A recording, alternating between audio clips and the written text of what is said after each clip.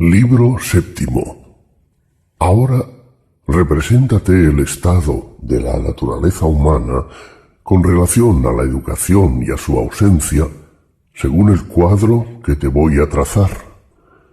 Imagina un antro subterráneo que tenga en toda su anchura una abertura que dé libre paso a la luz, y en esta caverna hombres encadenados desde la infancia, de suerte que no puedan mudar de lugar ni volver la cabeza a causa de las cadenas que le sujetan las piernas y el cuello, pudiendo solamente ver los objetos que tienen enfrente.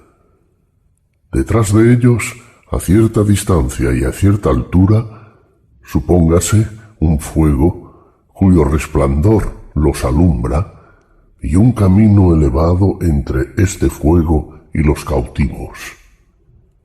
Supón a lo largo de este camino un tabique semejante a la mampara que los titiriteros ponen entre ellos y los espectadores para exhibir por encima de ella las maravillas que hacen. Ya me represento todo eso. Figúrate ahora unas personas que pasan a lo largo del tabique llevando objetos de toda clase, figuras de hombres, de animales de madera o de piedra, de suerte que todo esto sobresale del tabique.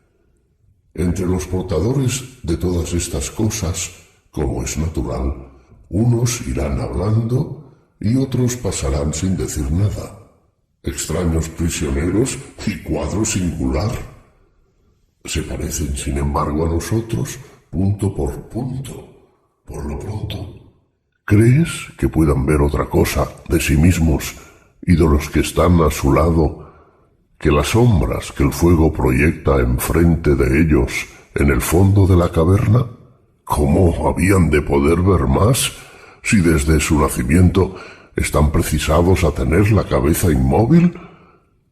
Y respecto de los objetos que pasan detrás de ellos, ¿pueden ver otra cosa que las sombras de los mismos? ¿Qué otra cosa si no? Si pudieran conversar unos con otros, ¿no convendrían en dar a las sombras que ven los nombres de las cosas mismas? Sí, por fuerza. Y si en el fondo de su prisión hubiera un eco que repitiese las palabras de los transeúntes, ¿se imaginarían oír hablar a otra cosa que a las sombras mismas que pasan delante de sus ojos? No, por Zeus. En fin, no creerían que pudiera existir otra realidad que estas mismas sombras de objetos fabricados. Es forzoso por completo.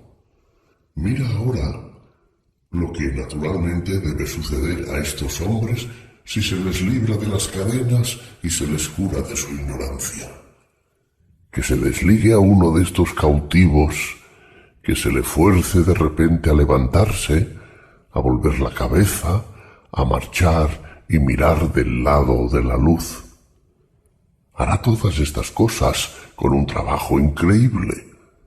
La luz le ofenderá a los ojos, y el alucinamiento que habrá de causarle le impedirá distinguir los objetos cuyas sombras veía antes. ¿Qué crees que respondería si se le dijese que hasta entonces sólo había visto fantasmas y que ahora tenía delante de su vista objetos más reales y más aproximados a la verdad? Si enseguida se le muestran las cosas a medida que se vayan presentando y a fuerza de preguntas se le obliga a decir lo que son, no se le pondrá en el mayor conflicto y no estará él mismo persuadido de que lo que veía antes era más real que lo que ahora se le muestra, mucho más.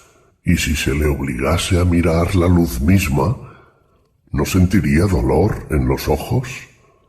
¿No volvería la vista para mirar a las sombras en las que se fija sin esfuerzo? ¿No creería hallar en estas más distinción y claridad que en todo lo que ahora se le muestra, así es.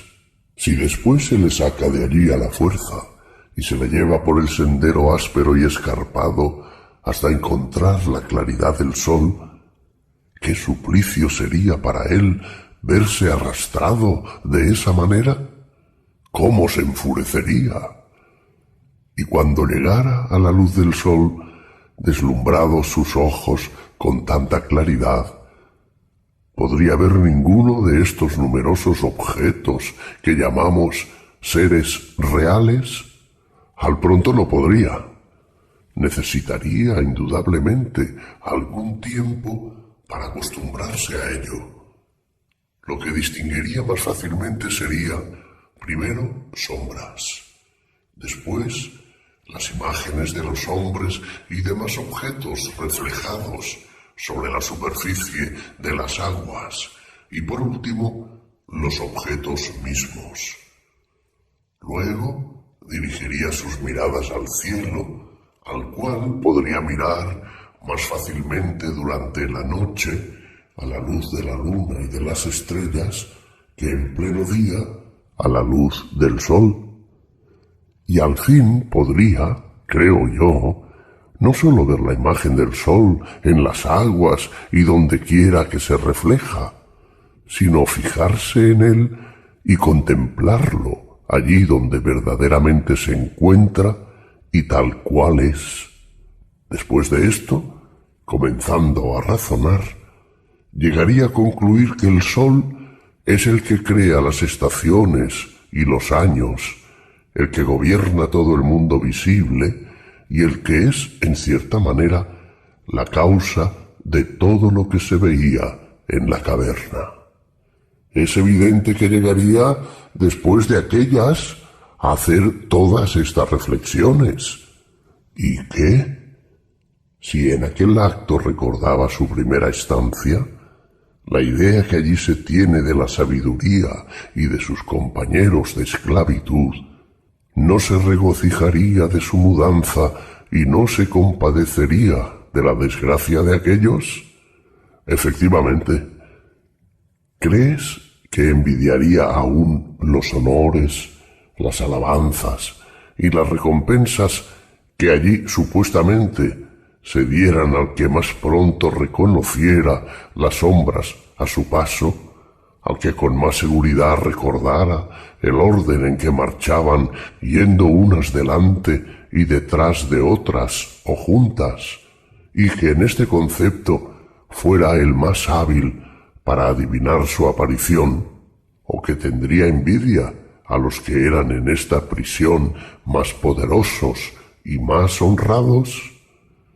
¿No preferiría, como Aquiles en Homero, trabajar la tierra al servicio de un pobre labrador y sufrirlo todo antes que vivir en aquel mundo de lo opinable? No dudo que estaría dispuesto a sufrir cualquier destino antes que vivir de esa suerte. Fija tu atención en lo que voy a decirte. Si este hombre volviera de nuevo a su prisión para ocupar su antiguo puesto, al dejar de forma repentina la luz del sol, ¿no se le llenarían los ojos de tinieblas? Ciertamente, y si cuando no distingue aún nada, antes de que sus ojos hayan recobrado su aptitud, lo que no podría suceder en poco tiempo, tuviese precisión de discutir con los otros prisioneros sobre estas sombras, ¿no daría lugar a que éstos se rieran, diciendo que por haber salido de la caverna se le habían estropeado los ojos, y no añadirían, además, que sería para ellos una locura el intentar semejante ascensión, y que si alguno intentara desatarlos y hacerlos subir, sería preciso cogerle y matarle? Sin duda. Y bien, mi querido Glaucón, esta es precisamente la imagen que hay que aplicar a lo que se ha dicho antes. El antro subterráneo es este mundo visible. El fuego que lo ilumina es la luz del sol. En cuanto al cautivo que sube a la región superior y que la contempla, si lo comparas con el alma que se eleva hasta la esfera inteligible, no errarás, por lo menos respecto a lo que yo pienso, ya que quieres saberlo. Sabe Dios solo si es conforme con la verdad. En cuanto a mí, lo que me parece en el asunto es lo que voy a decirte.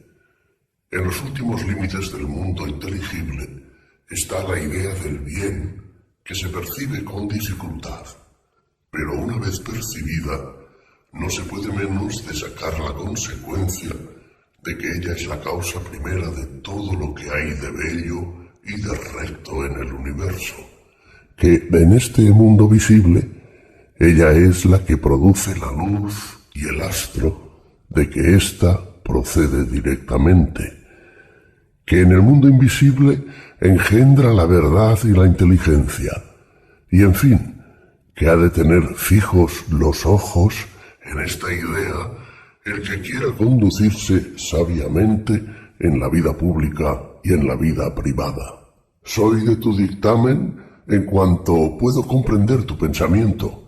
Admite, por lo tanto, también, y no te sorprenda, que los que han llegado a esta sublime contemplación desdeñan tomar parte en los negocios humanos y sus almas aspiran sin cesar a fijarse en este lugar elevado. Así debe suceder si es que ha de ser conforme con la imagen que yo he trazado. Sí, así debe ser. Es extraño que un hombre, al pasar de esta contemplación divina a la de los miserables objetos que nos ocupan, se turbe y parezca ridículo cuando, antes de familiarizarse con las tinieblas que nos rodean, se vea precisado a entrar en discusión ante los tribunales o en cualquier otro paraje sobre sombras y figuras de justicia, reflejos las unas de las otras, y explicar cómo él las concibe delante de personas que jamás han visto la justicia en sí misma? No veo en eso nada que me sorprenda. Antes bien, un hombre sensato reflexionará que la vista puede turbarse de dos maneras y por dos causas opuestas, por el tránsito de la luz a la oscuridad o por el de la oscuridad a la luz, y aplicando a los ojos del alma lo que sucede a los del cuerpo, cuando vea a aquella turbada y entorpecida para distinguir ciertos objetos, en vez de reír sin razón al verla en tal embarazo, examinará si éste procede de que el alma viene de un estado más luminoso, o si es que al pasar de la ignorancia a la luz, se ve deslumbrada por el excesivo resplandor de ésta. En el primer caso, la felicitará por su turbación, y en el segundo, lamentará su suerte. Y si quiere reírse a su costa, sus burlas serán menos ridículas que si se dirigiesen al alma que desciende de la estación de la luz. Lo que dices es muy razonable.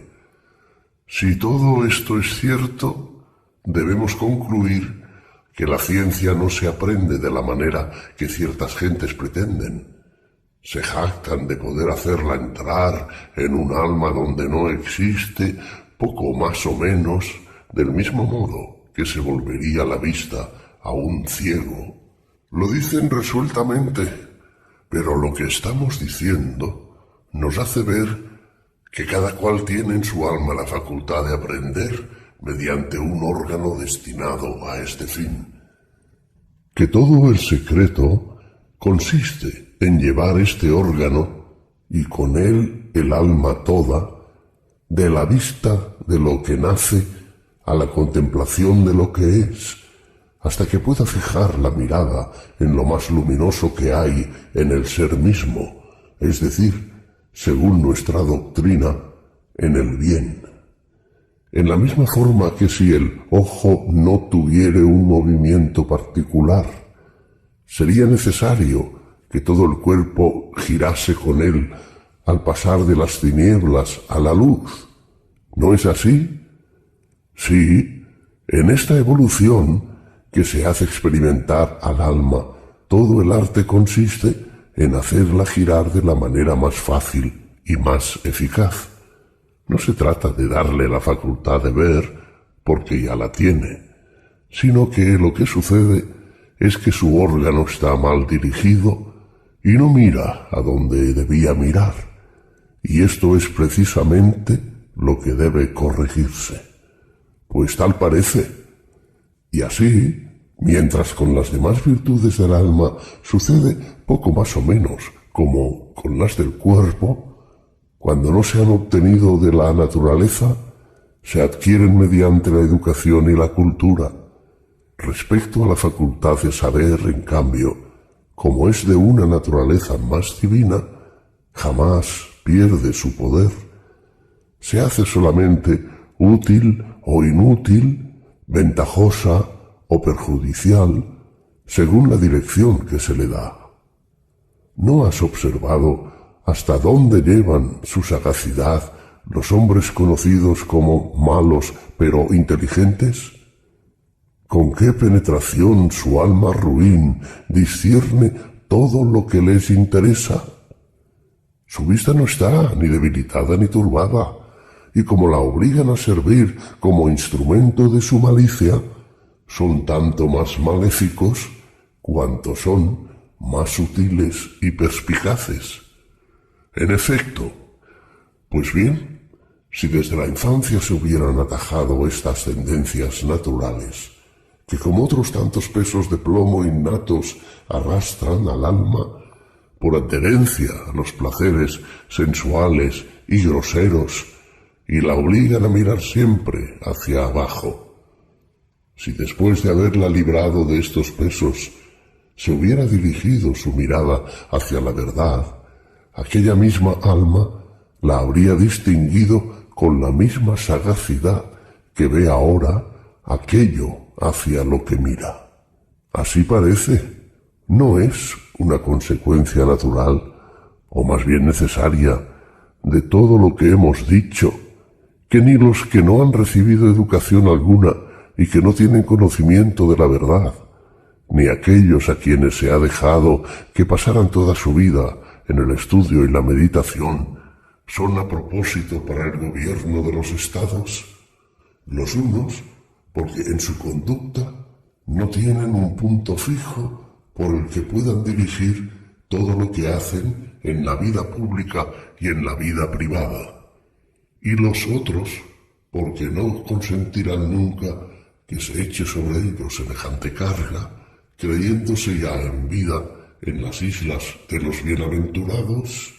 Pues es verdad, a nosotros que fundamos una república, nos toca obligar a los hombres de naturaleza privilegiada a que se consagren a la más sublime de todas las ciencias, contemplando el bien en sí mismo y elevándose hasta él por ese camino áspero de que hemos hablado.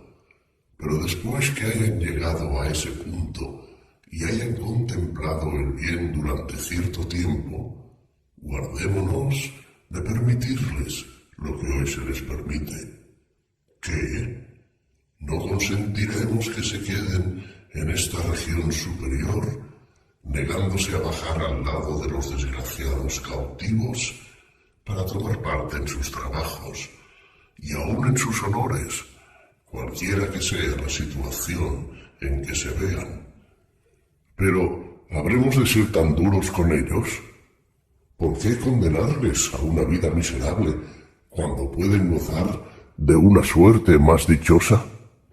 Vuelves, mi querido amigo, a olvidar que la ley no debe proponerse por objeto la felicidad de una determinada clase de ciudadanos con exclusión de los demás, sino la felicidad del Estado todo, que a este fin debe unirse a todos los ciudadanos en los mismos intereses, comprometiéndose por medio de la persuasión o de la autoridad a que se comuniquen unos a otros todas las ventajas que están en posición de procurar a la comunidad, y que al formar con cuidado semejantes ciudadanos, no se pretende dejarlos libres para que hagan de sus facultades el uso que les acomode, sino servirse de ellos con el fin de fortificar los lazos del Estado. Es verdad, se me había olvidado. Por lo demás, ten presente, mi querido Glaucón, que nosotros no vamos a perjudicar a los filósofos que se formen entre nosotros, sino que podremos exponerles muy buenas razones para obligarles a que se encarguen de la guarda y de la dirección de los demás. Les diremos, en otros estados puede excusarse a los filósofos que evitan la molestia de los negocios públicos porque deben su sabiduría solo a sí mismos, puesto que se han formado solos, a pesar del gobierno, y por lo tanto es justo que lo que solo se debe a sí mismo en su origen y en su desarrollo no esté obligado a ninguna clase de retribución para con nadie. Pero a vosotros, en cambio, os hemos formado consultando el interés del Estado y el vuestro, para que, como en la República de las Abejas, seáis en esta nuestros jefes y nuestros reyes. Y con esta intención os hemos dado una educación más perfecta que os hace más capaces que todos los demás para unir ambos aspectos. Descended, pues, uno tras otro, cuando sea necesario, a la vivienda de los demás, acostumbrad vuestros ojos a las tinieblas que allí reinan, y cuando os hayáis familiarizado con ellas, veréis infinitamente mejor que los de allí. Distinguiréis mejor que ellos las imágenes y aquello que reflejan, porque habéis visto en otra parte la verdad de lo bello, de lo justo y de lo bueno. Y así el Estado nuestro y vuestro vivirá a la luz del día y no en sueños, como la mayor parte de los demás estados, donde los jefes se baten por sombras vanas y se disputan con encarnizamiento la autoridad, que miran como un gran bien.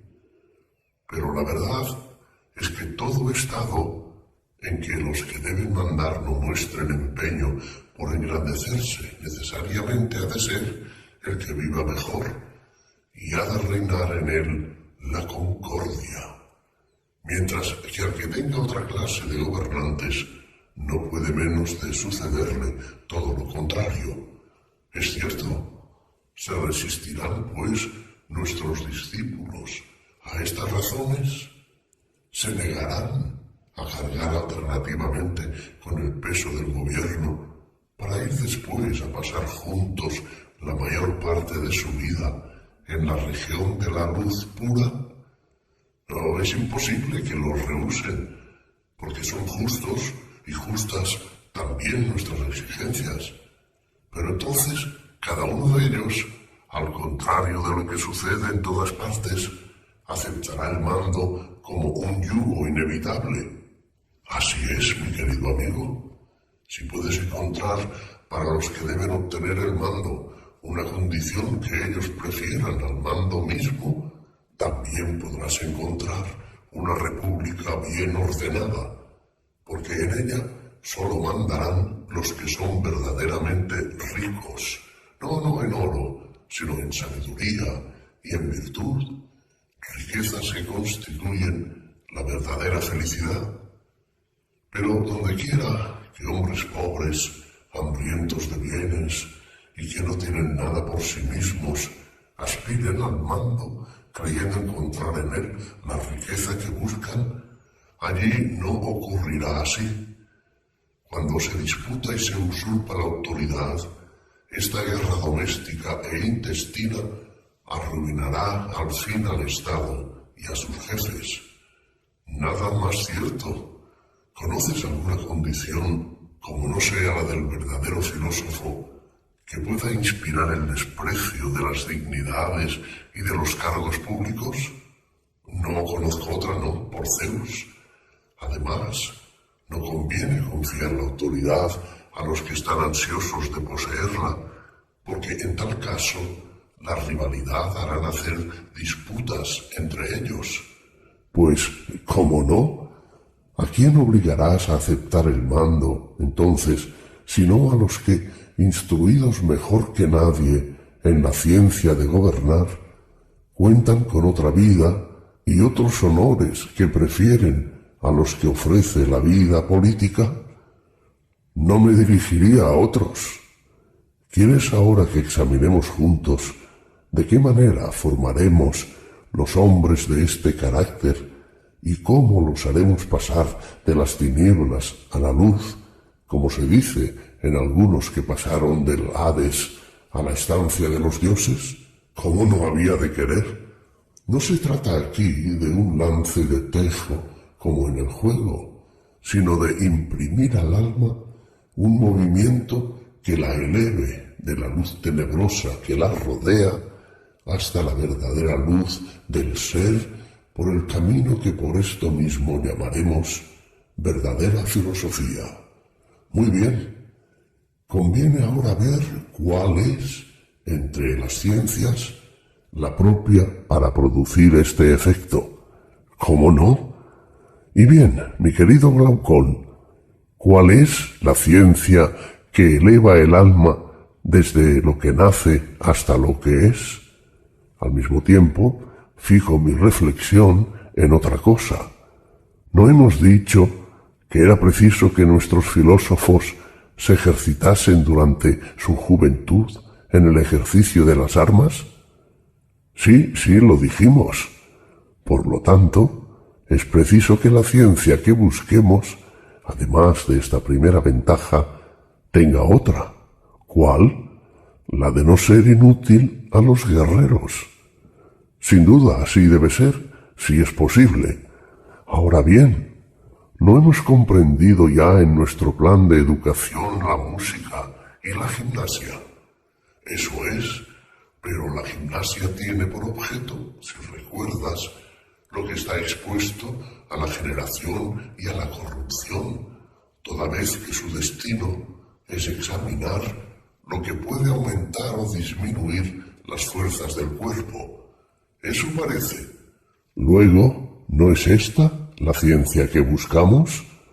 No lo es. ¿Será la música tal como queda explicada más arriba?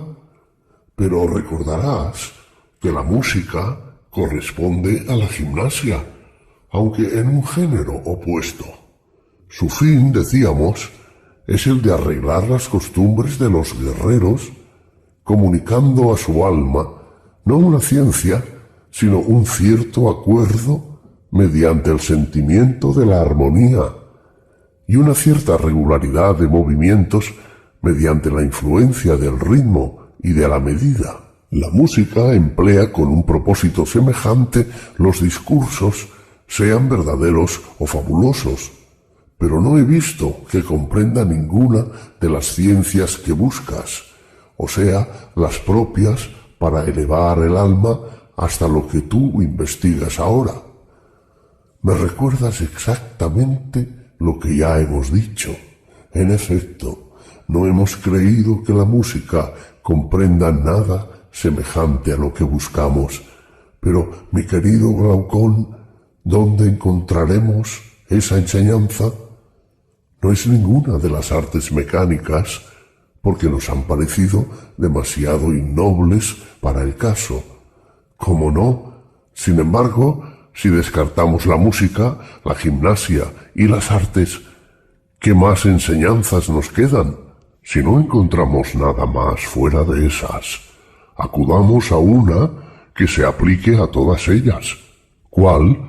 La que es tan común, por ejemplo, que todas las artes y razonamientos se sirven de ella, y que es imprescindible aprender entre las primeras.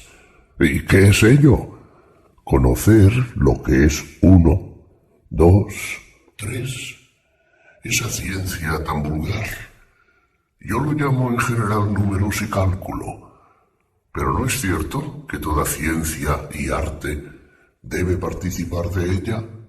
Muy cierto. ¿No lo hace también el arte militar? Le es absolutamente necesaria. En verdad, Palámedes, en las tragedias, nos representa siempre a Agamenón como un raro general. ¿No has observado que se alaba por haber inventado los números, de haber formado el plan de campaña delante de Ilión y de haber hecho la enumeración de las naves y de todos los demás, como si antes de él hubiera sido imposible practicar todo esto, y como si, al mismo tiempo, Agamenón no supiese cuántos pies tenía, puesto que si hemos de creerle, no sabía ni aún contar? ¿Qué idea crees que debería formarse de un general semejante?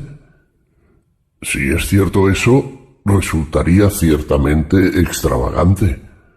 Pondremos, pues, como otra enseñanza necesaria a un guerrero, la de los números y del cálculo. Le es indispensable más que ninguna otra.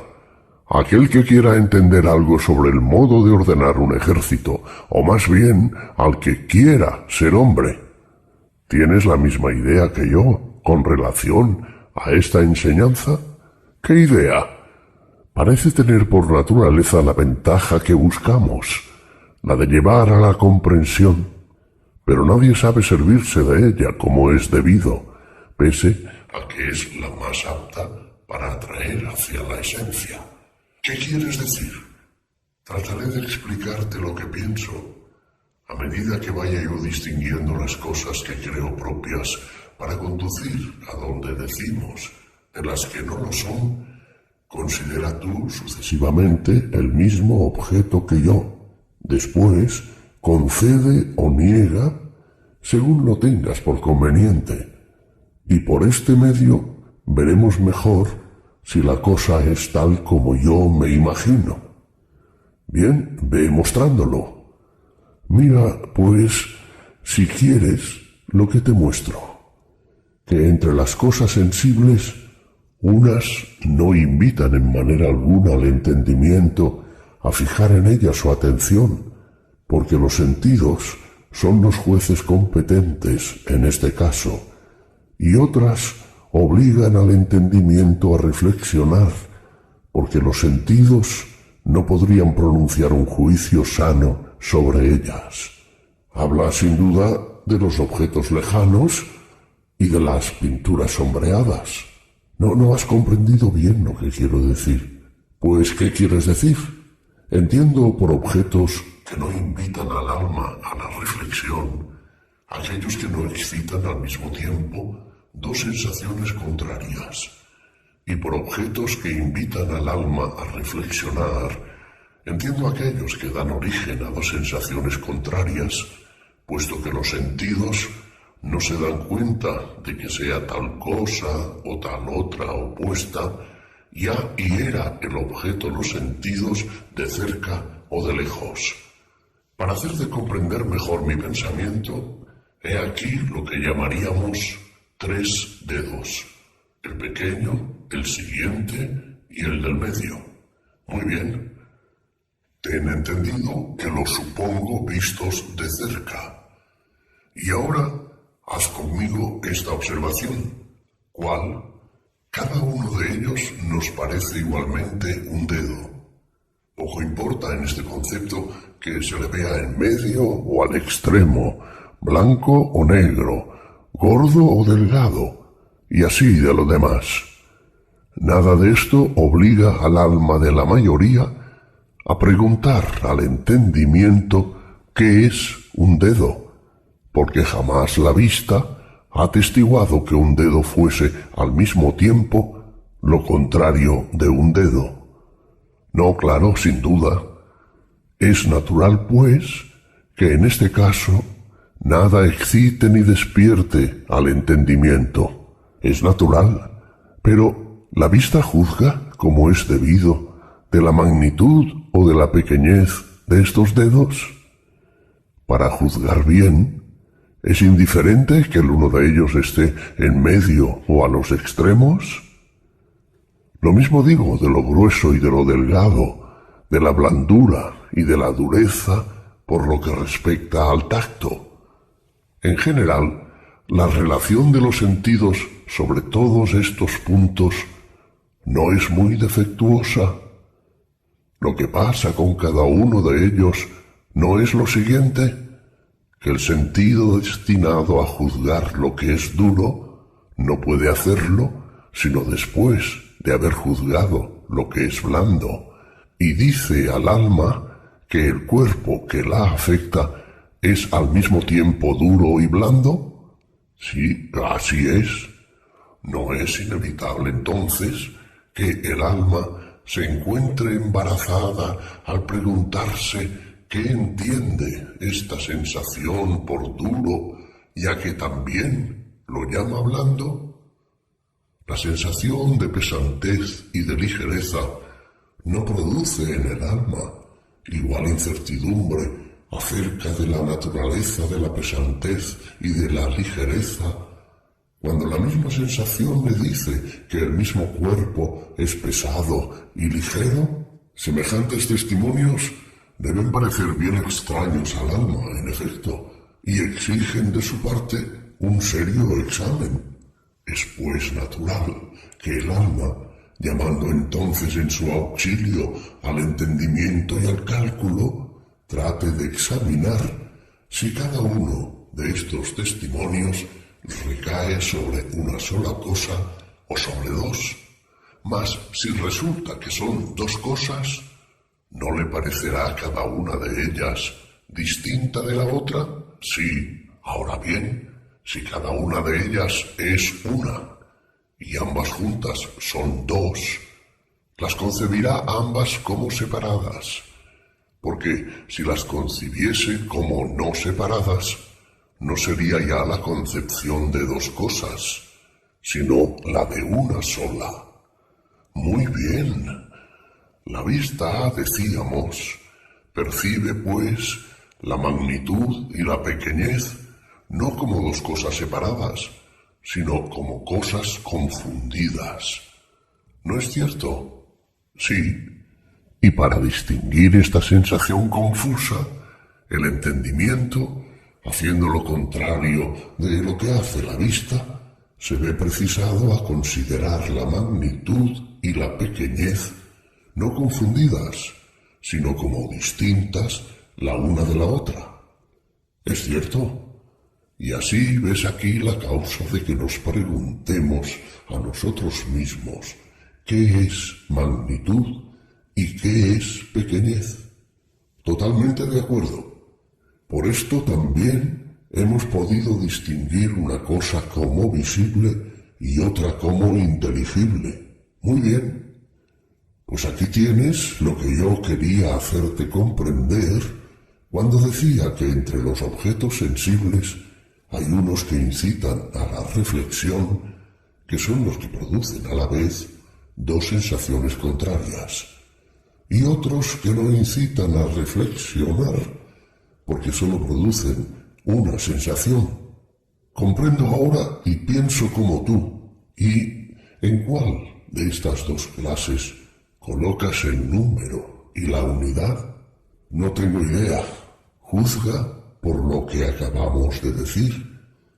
Si obtenemos un conocimiento suficiente de la unidad en sí, por la vista o por cualquier otro sentido, este conocimiento no podrá dirigirnos hacia la contemplación de la esencia, como dijimos antes del dedo. Pero si la vista nos ofrece siempre en la unidad alguna contradicción, de suerte que no parezca más una unidad que lo opuesto a la unidad, en este caso hay necesidad de un juez que decida. El alma embarazada despierta el entendimiento y se ve precisa a hacer indagaciones y a preguntarse a sí misma lo que es la unidad en sí. El conocimiento de la unidad, en este caso, es una de las cosas que elevan al alma y la vuelven hacia la contemplación del ser. Pero la vista de la unidad produce en nosotros el efecto de que hablas, porque vemos la misma cosa a la par, una y múltiple hasta el infinito. Pero lo que sucede con la unidad no sucede igualmente con todo número, cualquiera que él sea. Sí, cómo no, pero la aritmética y la ciencia del cálculo tienen por objeto el número. Pues sí, en efecto. Por consiguiente, una y otra son aptas para conducir al conocimiento de la verdad. Perfectamente aptas. He aquí ya, pues, dos de las enseñanzas que buscamos. En efecto, ellas son necesarias al guerrero para disponer bien un ejército, y al filósofo para salir de lo que nace y muere y elevarse hasta la esencia misma de las cosas, porque sin esto no será nunca un verdadero calculador. Así es, pero ocurre que nuestro guardián es a la vez guerrero y filósofo. Demos, por lo tanto, Glaucón, una ley a los que hemos destinado en nuestro plan a desempeñar los primeros puestos, para que se consagren a la ciencia del cálculo, para que la estudien, no superficialmente, sino hasta que, por medio de la pura inteligencia, hayan llegado a conocer la esencia de los números, no para servirse de esa ciencia en las compras y ventas, como hacen los mercaderes y negociantes, sino para aplicarla a las necesidades de la guerra y facilitar al alma el camino que debe conducirla desde la generación a la contemplación de la verdad y de la esencia. Muy bien dicho. Ahora advierto cuán sutil es esta ciencia del cálculo y cuán útil al objeto que nos proponemos cuando se la estudia en sí misma y no para hacer un negocio. ¿Por qué? Por la virtud que tiene de elevar el alma, como acabamos de decir, obligándola a razonar sobre los números, tales como son en sí mismos, sin consentir jamás que sus cálculos recaigan sobre números visibles y palpables. Sabe sin duda lo que hacen los que están versados en esta ciencia. Si intentas dividir en su presencia la unidad propiamente dicha, se burlan de ti y no te escuchan. Y si la divides, ellos la multiplican otras tantas veces, temiendo que la unidad no parezca como ella es decir, una, sino un conjunto de partes. Gran verdad es lo que dices, ¿sí? Si se les pregunta, varones admirables, ¿de qué número habláis? ¿Dónde están esas unidades tales como suponéis, perfectamente iguales entre sí, sin que haya la menor diferencia, y que no se componen de partes? Mi querido Glaucón, ¿qué crees que responderán? Creo que responderían que ellos hablan de cosas que no se pueden comprender de otra manera que por el pensamiento. Ya ves, mi querido amigo, que no podemos absolutamente pasar sin esta ciencia, puesto que es evidente que obliga al alma a servirse del entendimiento para conocer la verdad en sí. Así lo hace, sí, efectivamente. ¿No has observado también que los que han nacido para calculistas tienen mucha facilidad para aprender casi todas las ciencias y que hasta los espíritus tardos, cuando se han ejercitado con constancia en el cálculo, alcanzan por lo menos la ventaja de adquirir mayor facilidad y penetración para aprender? Sí, así es. Por lo demás, no te sería fácil encontrar muchas ciencias más penosas de aprender y de practicar que esta. No, en efecto, por todas estas razones, no debemos despreciarla y sí dedicar a ella a los que nazcan con un excelente natural. Consiento en ello. Por consiguiente, la adoptamos. Veamos si esta otra ciencia, que se relaciona con aquella, nos conviene o no. ¿Cuál es? ¿Será la geometría? La misma. Es evidente que nos conviene, por lo menos en cuanto tiene relación con las operaciones de guerra, porque en condiciones iguales, un geómetra podrá mejor que ningún otro acampar, tomar plazas fuertes, concentrar o desplegar un ejército y hacer que ejecute todas las evoluciones que están en uso, en una acción o en una marcha. A decir verdad, no se necesita mucha geometría ni mucho cálculo para todo esto, pero es preciso ver si la parte más elevada de esta ciencia tiende a hacer más fácil para el espíritu la contemplación de la idea del bien, porque este es, según dijimos, el resultado de las ciencias que obligan al alma a volverse hacia el lugar donde se encuentra este ser, que es el más dichoso de los seres y que el alma debe esforzarse en contemplar en todos conceptos. Tienes razón. Luego, si la geometría mueve al alma a contemplar la esencia de las cosas, nos conviene. Si se detiene en la generación, no nos conviene. ¿Así hemos quedado? Pues bien, ninguno de los que tienen la más pequeña experiencia de geometría nos negará que el objeto de esta ciencia es directamente contrario al lenguaje que usan los que la tratan. ¿Cómo? En efecto, su lenguaje es ridículo y forzado.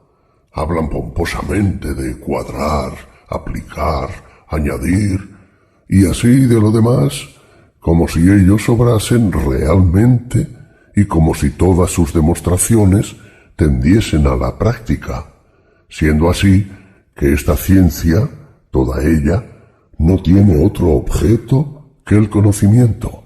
Desde luego, has de convenir también en otra cosa. ¿En qué? En que tiene por objeto el conocimiento de lo que existe siempre y no de lo que nace y perece en algún momento. No tengo dificultad en convenir en ello, porque la geometría tiene por objeto el conocimiento de lo que existe siempre.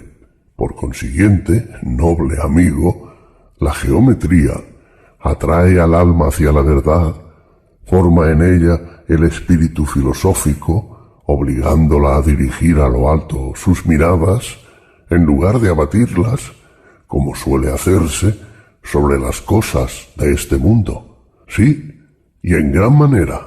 Por tanto, ordenaremos también en gran manera a los ciudadanos de tu Calípolis, que no desprecien el estudio de la geometría, tanto más cuanto que, además de esta ventaja principal, tiene otras que no son despreciables.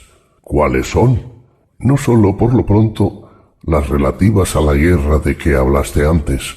Además, da al espíritu facilidad para aprender las otras ciencias, y así vemos que hay desde este punto de vista una completa diferencia entre el que está versado en la geometría y el que no lo está. La diferencia es absoluta, por Zeus. Por lo tanto, la estableceremos como segunda enseñanza para nuestros jóvenes alumnos. Establezcámosla. Y la astronomía será la tercera. ¿O no te parece bien? Soy de tu opinión, tanto más cuanto que no es menos necesario al guerrero que al labrador y al piloto tener un exacto conocimiento de las estaciones, de los meses y de los años. Verdaderamente me haces gracia. Parece como que temes que el vulgo te eche en cara que incluyas ciencias inútiles en tu plan de educación. Las ciencias de que hablamos tienen una ventaja inmensa, pero que pocos sabrán apreciar, y consiste en que purifican y reaniman un órgano del alma extinguido y embotado por las demás ocupaciones de la vida, órgano cuya conservación nos importa 1000 veces más que los ojos del cuerpo, puesto que sólo por él se percibe la verdad. Cuando digas esto, los que piensan como nosotros en esta materia te aplaudirán, pero no te atengas al voto de los que jamás se han empleado en reflexiones de esta clase y que no ven en estas ciencias otra utilidad que aquella de que tú hablaste. Mira ahora para quien hablas, a no ser que tú no razones ni en consideración a los unos ni en consideración a los otros, sino para ti mismo, sin que por eso lleves a mal la utilidad que los demás puedan sacar de tus palabras. Es cierto que prefiero esto último, interrogar y responder sobre todo para mi propio provecho. Si es así, volvamos atrás, porque nos hemos equivocado al tomar la ciencia que sigue inmediatamente a la geometría. Pues, ¿cómo lo hemos hecho? De la superficie hemos pasado a los sólidos en movimiento antes de ocuparnos de los sólidos en sí mismos. El orden exigía que, después del segundo desarrollo, hubiéramos tomado el tercero, es decir, el cubo y todo lo que tiene profundidad. Eso es cierto, pero me parece, Sócrates, que en este campo aún no se ha hecho ningún descubrimiento. Eso procede de dos causas. La primera es que ningún Estado hace aprecio de estos descubrimientos y que se trabaja en ellos débilmente porque son penosos. La segunda es porque los que se dedican a ella tendrían necesidad de un guía sin el cual sus indagaciones serán inútiles. Encontrar uno bueno es difícil, y aun cuando se encontrase, en el estado actual de las cosas, los que se ocupan de estas indagaciones tienen demasiada presunción para querer obedecerle.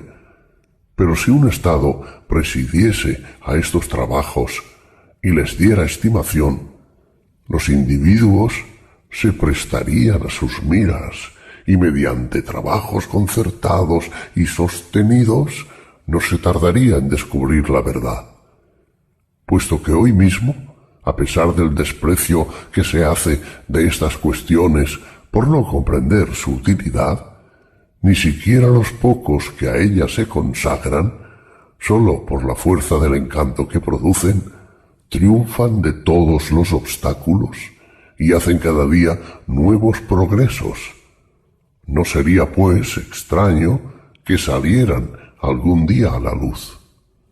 Convengo en que es un estudio sumamente atractivo, pero explícame, te lo suplico, lo que decías antes.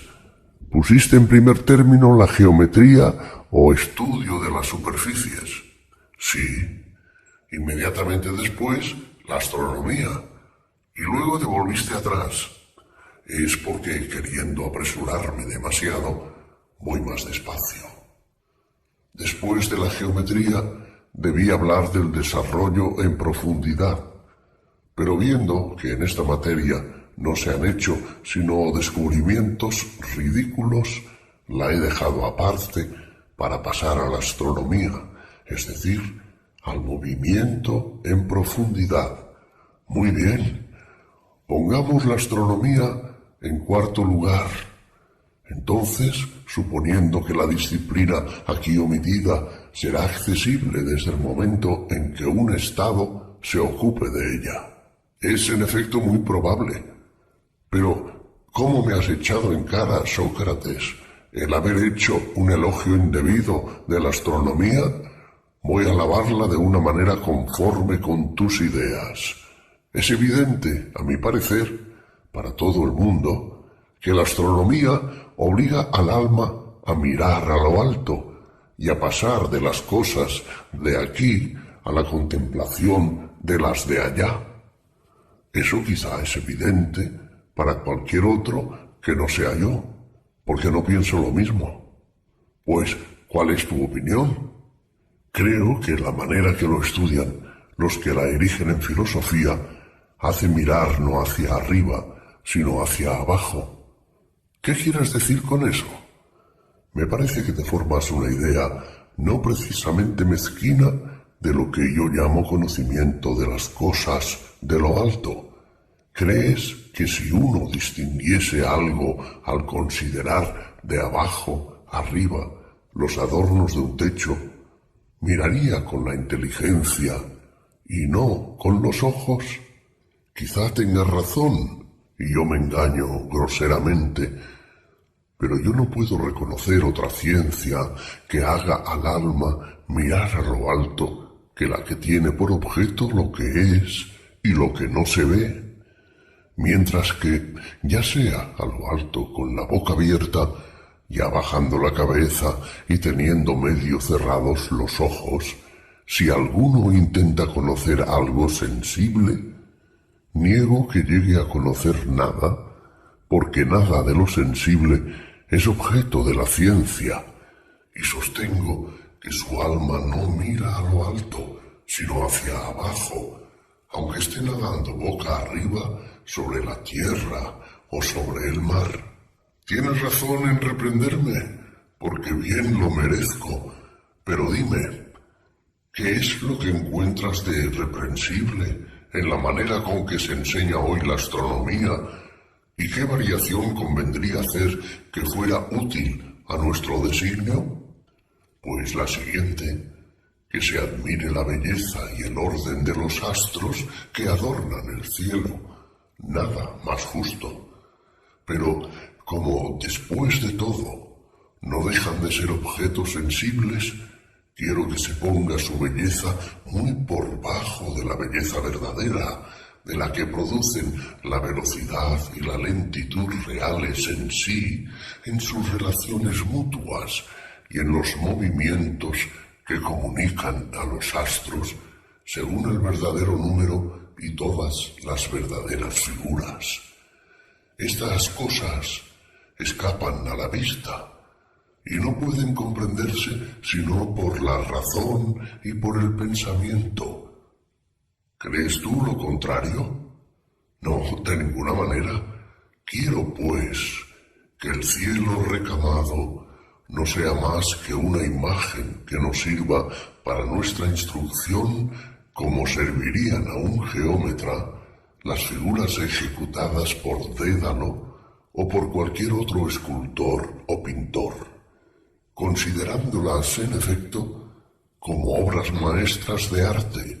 Un geómetra tendría por ridículo, sin embargo, estudiarlas seriamente para descubrir en ellas la verdad absoluta de las relaciones de igualdad, de lo doble o cualquier otra.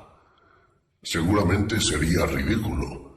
Pues bien, el verdadero astrónomo no pensará lo mismo respecto a las revoluciones celestes. Creerá sin duda que el que ha hecho el cielo ha reunido en él y en lo que contiene la mayor belleza que es dado reunir en cosas semejantes. Pero en cuanto a las relaciones del día a la noche, de los días a los meses, de los meses a los años, y en fin, de unos astros con otros, o de ellos con aquellos, ¿no crees que mirará como una extravagancia que se imagine que estas relaciones sean siempre las mismas y que jamás muden, aun cuando solo se trata de fenómenos materiales y visibles, y de buscar por todos los medios en todo esto el descubrimiento de la verdad misma? Ahora ya te entiendo y creo que tienes razón.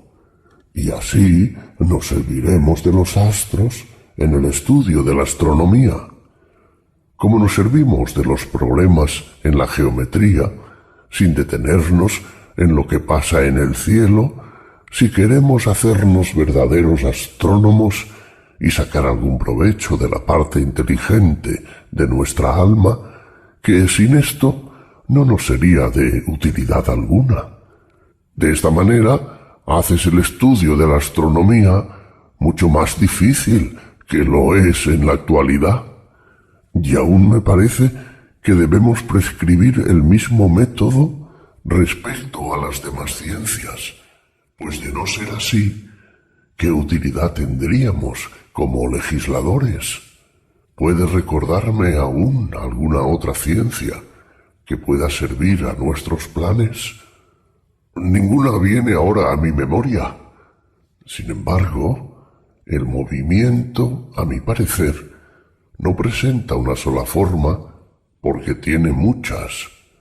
Un sabio podría enumerarlas todas, pero nosotros solo nombraremos las dos que conocemos. ¿Cuáles son? La ya citada es la primera. La otra es la que corresponde a esta. ¿Cuál es esa otra? Parece que los oídos han sido hechos para los movimientos armónicos, como los ojos para los movimientos astronómicos. Y los pitagóricos dicen que estas dos ciencias, la astronomía y la música, son hermanas, y nosotros somos de su opinión. ¿No es así, Glaucón? Sí, así es. Pues bien, como la labor es grande, les preguntaremos a aquellos su opinión sobre estas cosas y algunas otras, si es preciso, pero observando cuidadosamente nuestra máxima. ¿Qué máxima? Vigilar para que no se den a nuestros discípulos enseñanzas en esta materia que sean imperfectas y no conduzcan al punto a donde deben ir a parar todos nuestros conocimientos, como ya dijimos antes, con motivo de la astronomía. ¿No sabes que la armonía es hoy tratada igual que aquella? Se limita esta ciencia a la medida de los tonos y de los acordes sensibles, trabajo tan inútil como el de los astrónomos. Por los dioses, que es también harto ridículo. Nuestros músicos hablan sin cesar de intervalos condensados, extienden su oído como para sorprender los sonidos al paso, y unos dicen que oyen un sonido medio entre dos tonos, y que este sonido es el más pequeño intervalo que los separa, y hay que medir con él. Otros sostienen, por el contrario, que las cuerdas han dado dos tonos perfectamente semejantes, y todos prefieren el juicio del oído al de la mente. Hablas de esos famosos músicos que no dan descanso a las cuerdas, que las ponen en tortura y las atormentan por medio de las clavijas. Podría llevar más adelante esta descripción y hablar de los golpes que con el plectro dan a las cuerdas y de las acusaciones que dirigen a éstas y que éstas niegan, desafiando a sus verdugos.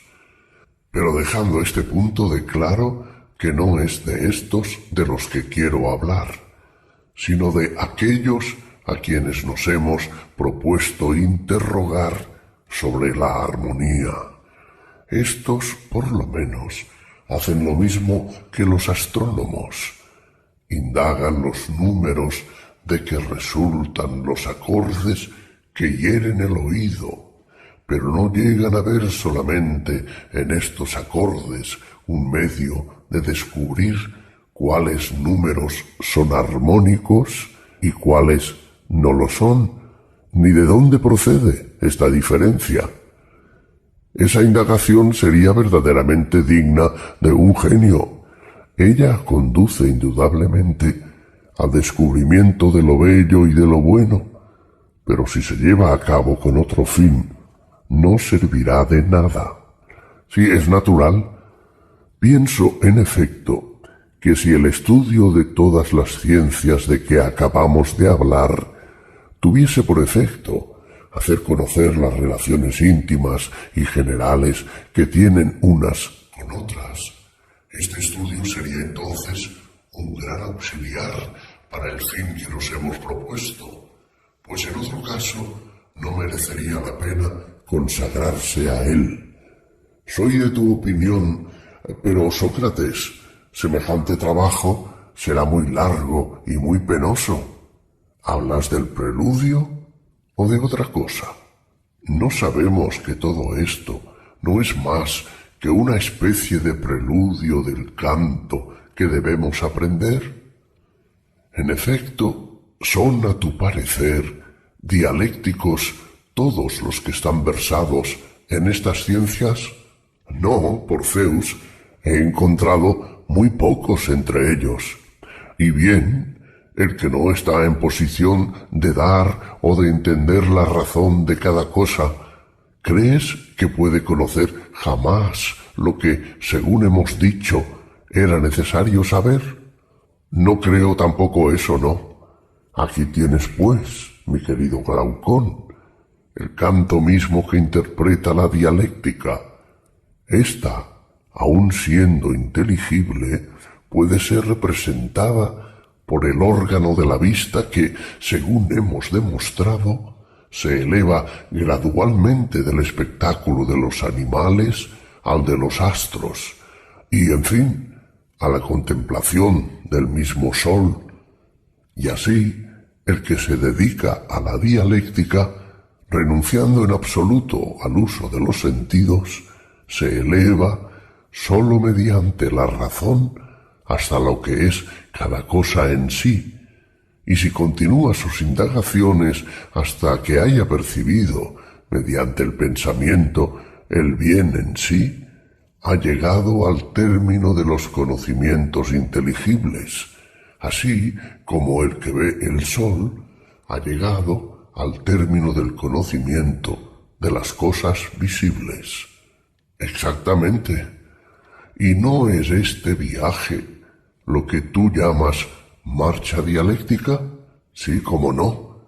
Y el verse libre de sus cadenas y después abandonando las sombras, dirigirse hacia las figuras artificiales y hacia la luz que las alumbra, salir de este lugar subterráneo para subir hasta los sitios que ilumina el sol, y al no poder fijarse, desde luego, ni en los animales, ni en las plantas, ni en el sol, recurrir a las divinas imágenes de los mismos, pintadas en la superficie de las aguas y en sus sombras, aunque estas sombras pertenezcan a seres reales, no a objetos artificiales, como sucedía en la caverna, y no estén formadas por aquella luz que nuestro prisionero tomaba por el sol.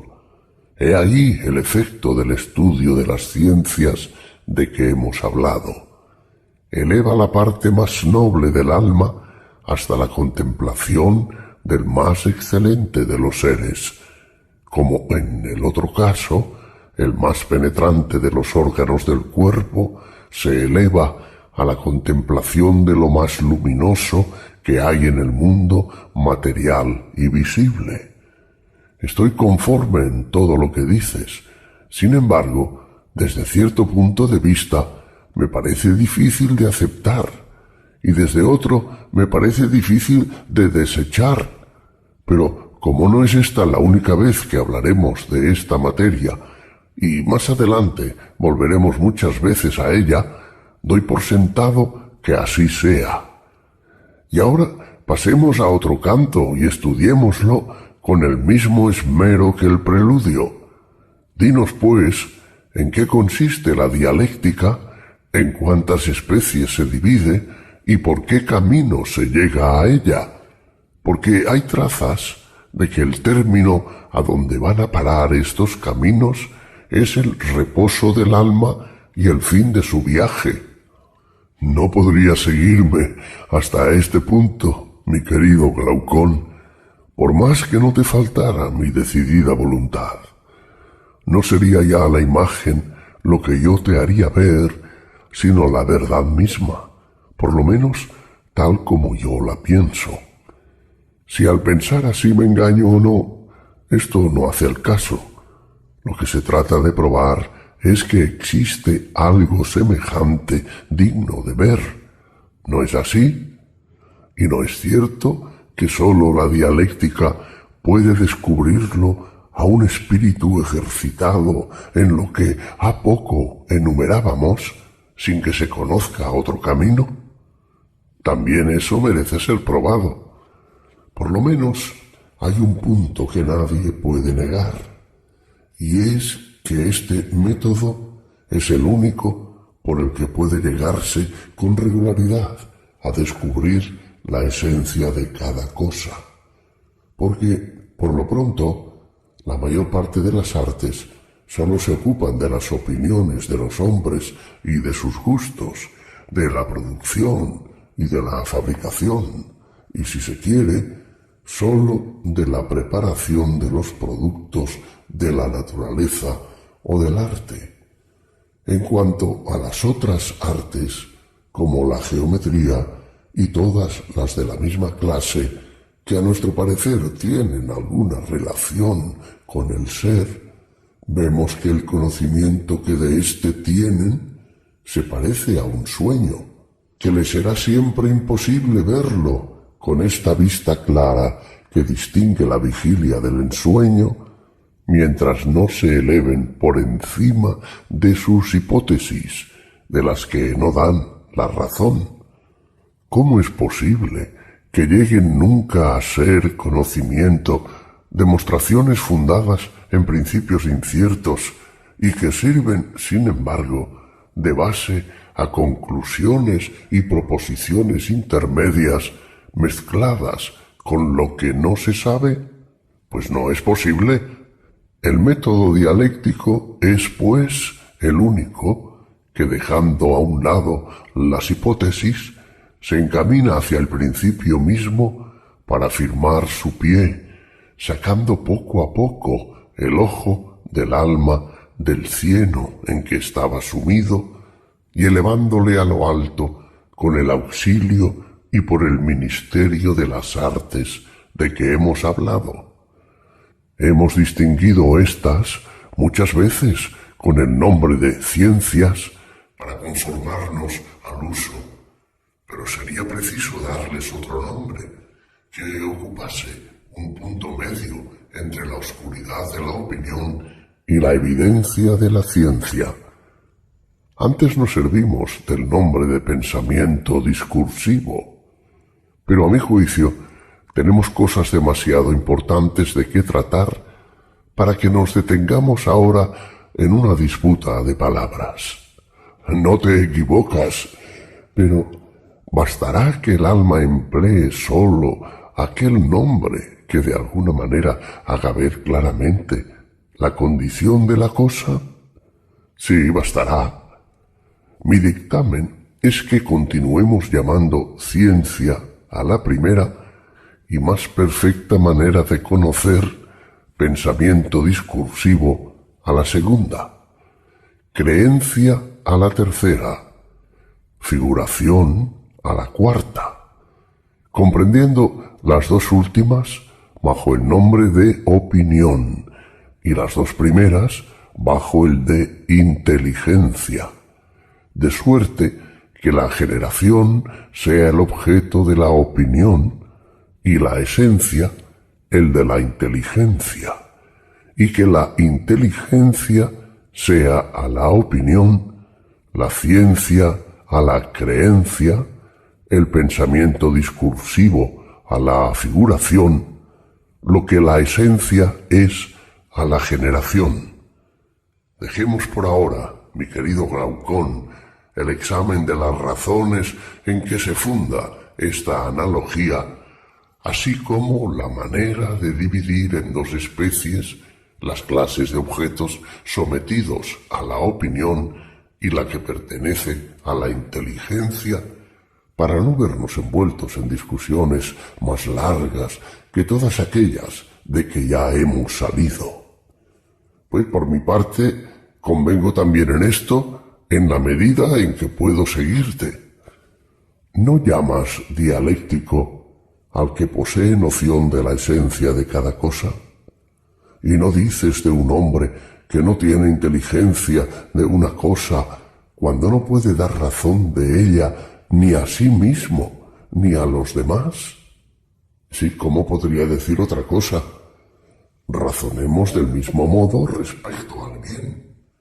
Un hombre que no puede separar por el entendimiento la idea del bien de todas las demás, ni dar de ella una definición precisa, ni vencer todas las objeciones como un hombre de corazón en un combate, ni fundar sus argumentos en la esencia, no en la apariencia, destruyendo todos los obstáculos mediante un razonamiento irresistible, ¿no dirás de él que ni conoce el bien en sí, ni ningún otro bien? Que si percibe alguna imagen del bien, no es mediante la ciencia, sino mediante la opinión, como él la comprende. Que su vida se pasa en un profundo sueño, acompañado de ensueños, del que no saldrá en este mundo antes de bajar al Hades, donde dormirá un sueño verdadero. Sí, por Zeus, lo diré con toda vehemencia. Pero si alguna vez te encargases realmente de la educación de estos hijos imaginarios que formas aquí de palabra, no los pondrías a la cabeza del Estado y no los revestirías con un gran poder para disponer de los negocios públicos, si eran incapaces de dar razón de sus pensamientos, siendo estos para ellos, como en geometría, las líneas que se llaman irracionales. Pues no, seguramente. Les ordenarías, por consiguiente, que se dedicasen especialmente a la ciencia de interrogar y de responder de la manera más sabia posible. Sí, se lo prescribiré de concierto contigo. Por lo tanto, juzgas que la dialéctica es, por decirlo así, el coronamiento y el colmo de las demás ciencias, que no hay ninguna que pueda colocarse por encima de ella y que cierra la serie de las ciencias que importa aprender. Sí, por consiguiente, te falta ahora designar las personas a quienes debemos hacer partícipes de estas enseñanzas y de qué manera. Es evidente. ¿Recuerdas cuál es el carácter de los que hemos escogido para gobernar? ¿Cómo no? Entonces, considera que también, en otras cosas, debemos escoger hombres de aquel temple y que era preciso preferir los más firmes, los más valientes y, si es posible, los más hermosos. Pero estas ventajas corporales y la nobleza de sentimientos no eran bastante y se exigió que tuviesen las disposiciones convenientes para la educación que queríamos darles. ¿Cuáles son estas disposiciones? Buen amigo, la sagacidad necesaria para el estudio de las ciencias y la facilidad para aprender, porque al alma repugnan más presto las dificultades que presentan las ciencias abstractas que las que ofrece la gimnasia, porque el trabajo es sólo para el alma que no lo comparte con el cuerpo. Además, es preciso que tengan memoria y tesón, que amen toda especie de trabajo, sin distinción, pues de no ser así, ¿cómo crees que habrían de consentir la amalgama de tantos trabajos corporales y tantas reflexiones y ejercicios? Jamás lo consentirían de no haber nacido dotados de las condiciones más felices. En efecto, el error en que se incurre en nuestros días y que tan daño ha causado a la filosofía procede, como ya hemos dicho, de la poca consideración en que se la tiene, porque no está hecha para espíritus bastardos, sino para verdaderos y legítimos talentos. ¿Cómo? Por lo pronto, los que quieran dedicarse a ella deben ser de tal suerte que nada haya en ellos de cojera en amor al trabajo. No basta que en parte sean laboriosos y en parte indolentes, que es lo que sucede cuando un joven lleno de ardimiento por la gimnasia, por la caza y por todos los ejercicios del cuerpo, rechaza todo estudio y las conversaciones e indagaciones científicas, esquivando esta clase de trabajos. Igualmente cojean de amor al trabajo los que tienen un carácter enteramente opuesto. Pues nada más cierto. Y no deberemos colocar en el rango de las almas lisiadas con relación al estudio de la verdad las que, detestando la mentira voluntaria y no pudiendo sufrirla sin sentir repugnancia dentro de sí e indignación para los demás, no tienen el mismo horror por la mentira involuntaria, ni se consideran rebajados a sus propios ojos cuando se los convence de su ignorancia, y antes bien se revuelcan en ella con la misma complacencia que un puerco en el fango. Sí, sin duda. No menos atención es preciso prestar para discernir los caracteres nobles de los caracteres bastardos en razón de la templanza, de la fortaleza, de la grandeza de alma y de las demás virtudes. Por no saber distinguirlos, los particulares y los estados someten sus intereses, estos a magistrados débiles e incapaces, y aquellos a amigos de iguales condiciones, por servirse de ellos inconscientemente. Eso sucede, sí, en efecto. Tomemos, pues, todas las precauciones para hacer una buena elección, porque si sólo dedicamos a los estudios y ejercicios de esta importancia a personas a quienes nada falte, ni con relación al cuerpo, ni con relación al alma, la misma justicia nada tendrá que echarnos en cara, y nuestro Estado y nuestras leyes se mantendrán firmes. Pero si dedicamos a estos trabajos personas indignas, sucederá todo lo contrario, y pondremos aún en más completo ridículo a la filosofía.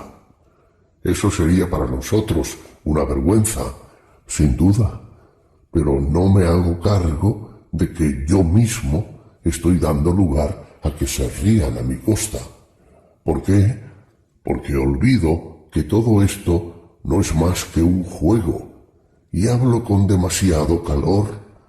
Lo que me ha irritado es que al echar una mirada a la filosofía y verla tratada con el mayor desprecio, no he podido contener mi indignación contra los que ultrajan y he hablado con demasiada seriedad. Tu auditorio no advierte que te hayas excedido, por Zeus.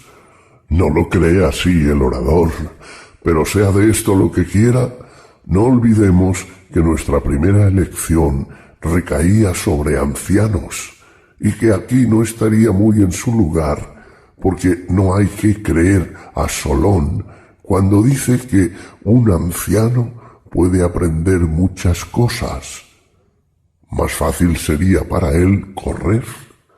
No, todos los grandes trabajos están reservados a la juventud.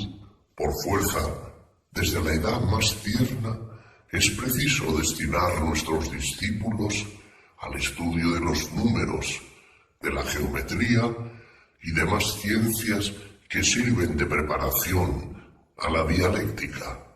Pero es necesario desterrar de las enseñanzas todo lo que sean trabas y coacciones. ¿Por qué razón? Porque un espíritu libre no debe aprender nada como esclavo.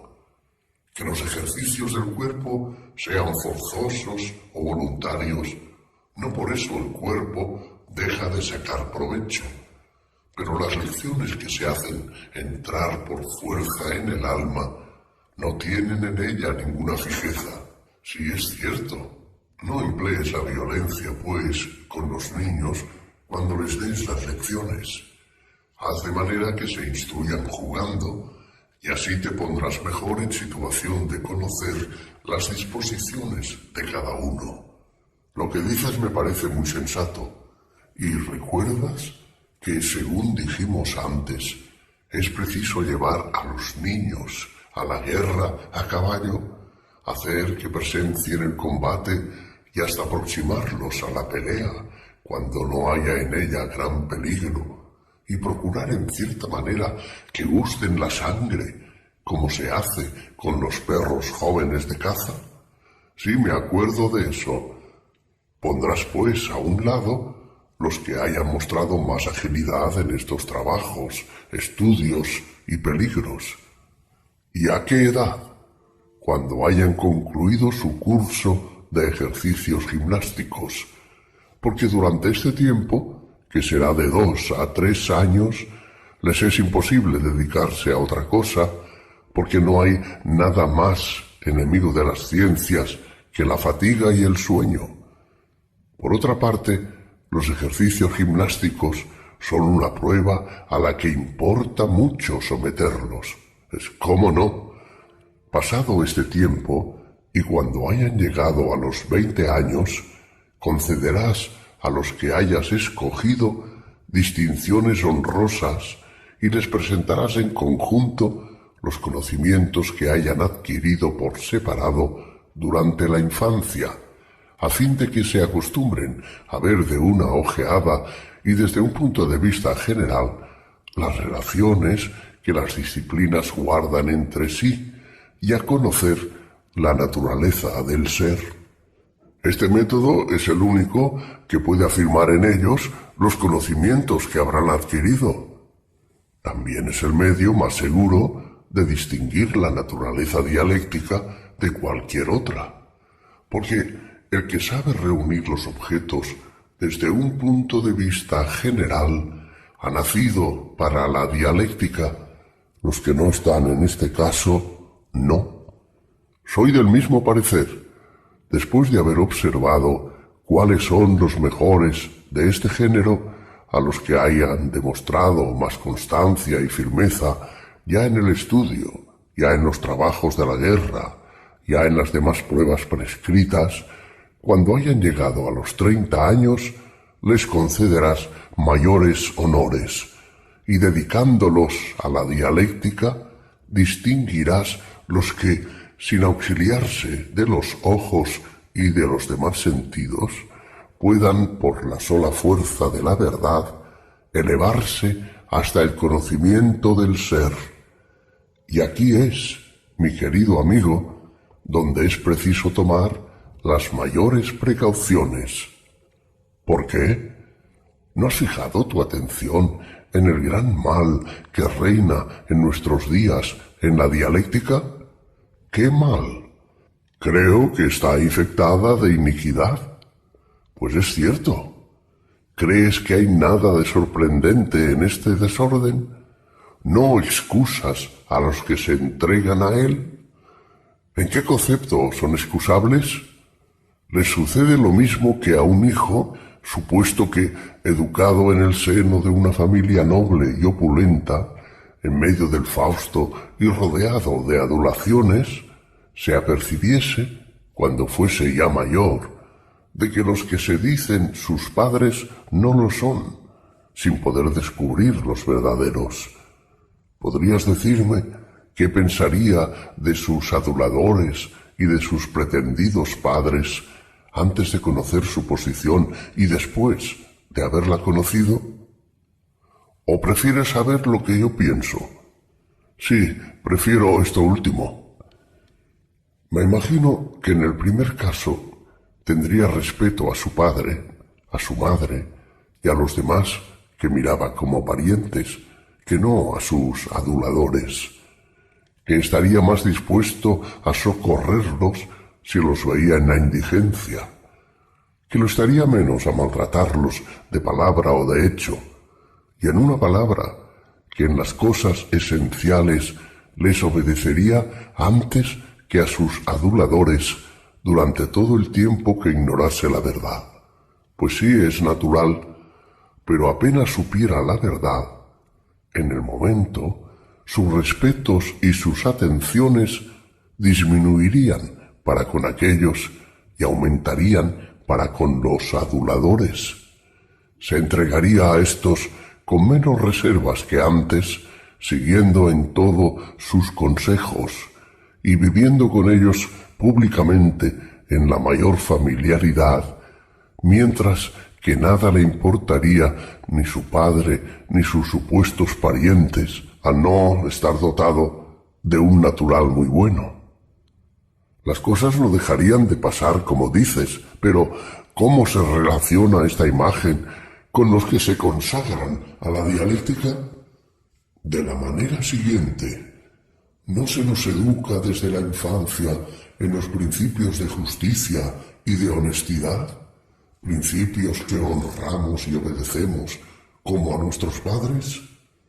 Así es, ¿no hay también máximas opuestas a estos principios? Máximas que sólo prometen placer y que asedian nuestra alma como otros tantos aduladores, pero que no arrastran a los que tengan un mínimo de mesura, que conservan siempre el mismo respeto y la misma sumisión a aquellos otros principios paternos. Así es, ¿y qué? Si llega a preguntarse al que está en esta disposición de espíritu qué es lo que se llama honroso, y si después de haber respondido conforme a lo que aprendió de boca del legislador, se le rebate su respuesta, se le confunde en repetidas ocasiones y se le pone en la necesidad de dudar si aquello es más honroso que deshonroso, si se repite esta escena con respecto a lo justo, a lo bueno y a las demás cosas que él reverenciaba, ¿qué partido te parece que tomará en razón del respeto y de la sumisión que prestaba antes a los principios? Necesariamente los honraría y obedecería menos que antes.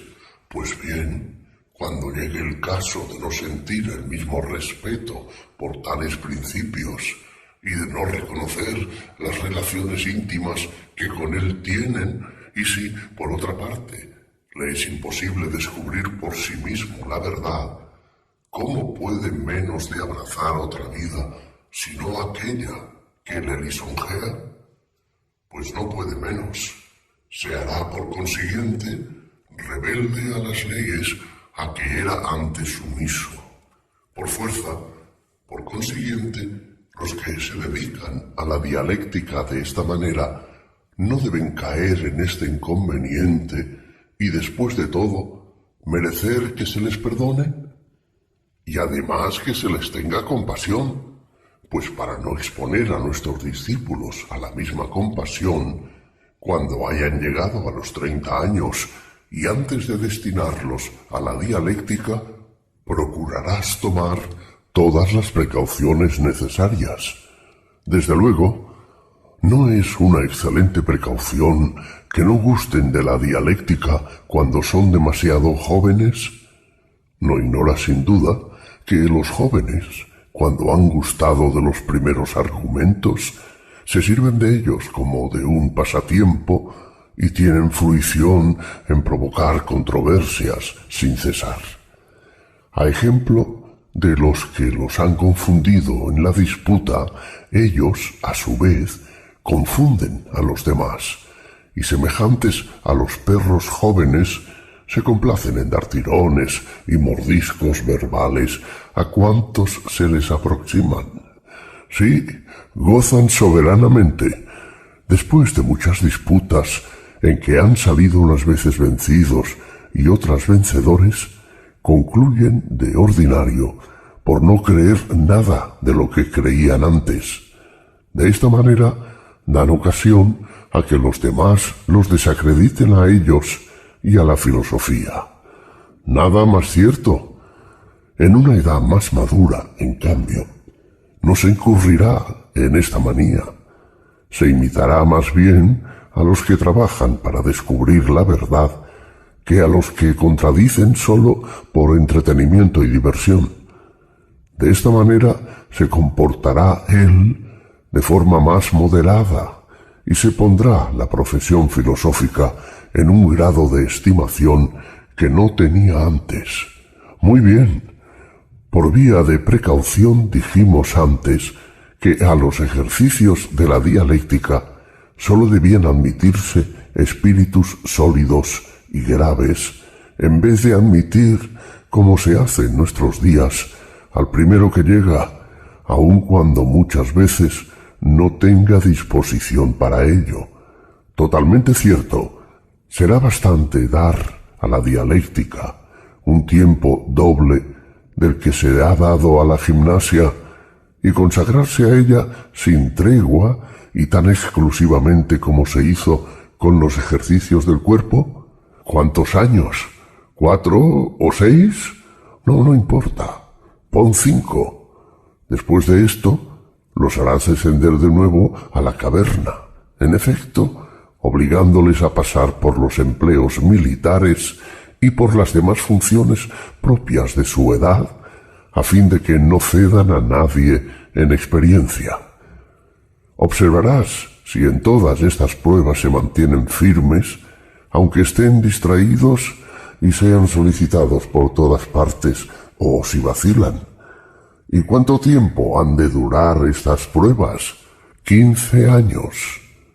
Entonces es llegada la ocasión de conducir al término a aquellos que a los 50 años hayan salido indemnes de estas pruebas y se hayan distinguido en el estudio y en toda su conducta, precisándoles a dirigir el ojo del alma hacia aquello que alumbra todas las cosas, a contemplar el bien y a servirse de él toda su vida como de un modelo para gobernar, cada cual en su día, sus costumbres, las del Estado y las de los particulares, ocupándose casi siempre del estudio de la filosofía, pero cargando, cuando toque el turno, con el peso de la autoridad y de la administración de los negocios, sin otro fin que el bien público, y en la persuasión de que se trata menos de ocupar un puesto de honor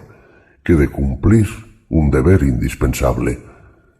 Entonces es cuando, después de haber trabajado sin descanso en formar y dejar al Estado sucesores dignos de reemplazarles, podrán pasar de esta vida a las islas de los bienaventurados. El Estado les erigirá magníficos mausoleos y, si la pitia lo autoriza, se les harán sacrificios como a genios tutelares o por lo menos como a almas bienaventuradas y divinas. Acaba Sócrates de fabricar, como un hábil escultor, perfectos hombres de Estado. Di también mujeres, mi querido Glaucón, porque no creas que haya hablado yo más bien de hombres que de mujeres, siempre que estén dotadas de una aptitud conveniente. Así debe ser, puesto que en nuestro sistema es preciso que todo sea común entre los dos sexos. Y bien, amigos míos, me concederéis ahora que nuestro proyecto de Estado y de gobierno no es una vana quimera. La ejecución es difícil, sin duda, pero es posible, y sólo lo es, como se ha dicho, cuando estén a la cabeza de los gobiernos uno o muchos verdaderos filósofos que, mirando con desprecio los honores que hoy con tanto ardor se solicitan, en la convicción de que no tienen ningún valor, no estimando sino lo recto y los honores que de ello dimanan, poniendo la justicia por encima de todo, por su importancia y su necesidad, sometidos en todo a sus leyes y esforzándose en hacerlas prevalecer, acometan la organización de su propio Estado. ¿De qué manera? Enviarán al campo a todos los ciudadanos que pasen de 10 años, y después de haber, de esta suerte, sustraído al influjo de las actuales costumbres a los hijos de estos ciudadanos nos educarán conforme a sus propias costumbres y a sus propias leyes, que son las que nosotros hemos expuesto antes. Por este medio establecerán en el Estado, en poco tiempo y sin dificultad, el gobierno de que hemos hablado, brindando así grandes beneficios al pueblo. Desde luego, creo, Sócrates, que has encontrado la manera cómo debe llevarse a cabo nuestro proyecto en el supuesto de que algún día se verifique. Daremos pues aquí por terminado nuestro discurso sobre el Estado y sobre el hombre que se le parece. Pues es fácil también ver ahora cuál debe ser este hombre según nuestros principios. Está claro, y en lo tocante a tu pregunta, la materia está agotada.